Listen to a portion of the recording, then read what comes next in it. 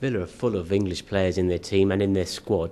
Does that give you a little edge in the Premiership, and maybe is it good for England too in the long term? It's fantastic for the club itself. I think the last squad we had 4 players involved, and even one. There was 5 of us named in the initial squad, so it's fantastic for the club, and it certainly gives us a help. We're on the pitch, we're all on the same level, and in the changing room, it's very good team spirit around the place. So it sets us up nicely. We know each other very well, and you say there's a lot of young players as well, so the banter's very good in the dressing room. Ashley Young's the one making the headlines at the moment after his performances at the weekend.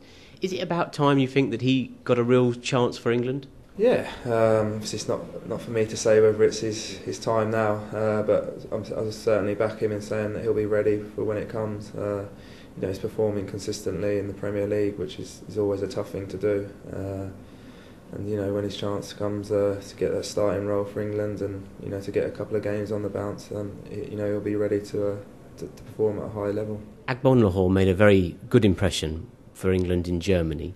A lot of people spoke after that saying perhaps he looked like a natural international footballer. Was that your view of his performance in Germany too? Yeah, definitely. As a character, he's very laid back, so he wouldn't have worried about it so much. It being his debut and a big build-up and a lot of hype, he'd have just took it as another game. I knew I would, going out there with him, I didn't have to talk to him too much or settle him down, because he's that character that would just get on with his job. And as you say, he performed like he'd played there for a while on the international scene, and done a very good job for the team, and hopefully there's some good times ahead for him.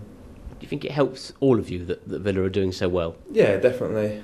When England managers pick squads, I think the majority can be said that it's the teams that are performing well in the Premier League will get their players in.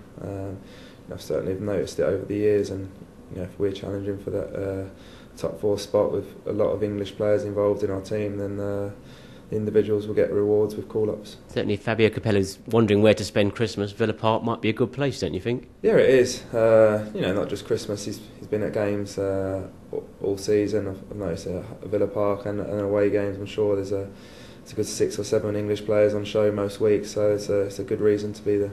When England won the World Cup in 1966, they famously did it without wingers. But it looks like we've got an incredible bunch of wingers at the moment. People like Ashley Young, Sean Wright-Phillips, Theo Walcott. There's a lot of competition in those places. Do you think the wingers, ironically, could be the key to winning in 2010? Yeah, I think so. Obviously the game's changed now, and so much needs to be done down the wings, and it's great to have so much talent. Not just on the right that we've had for years with Beckham and others, but there was a so-called problem on the left-hand side, and there's 2, 3, or maybe 4 that can do a job out there. So it's great news for the England manager to know he can pick from so many players, and as you say, they could be a big part of us making the right moves forward.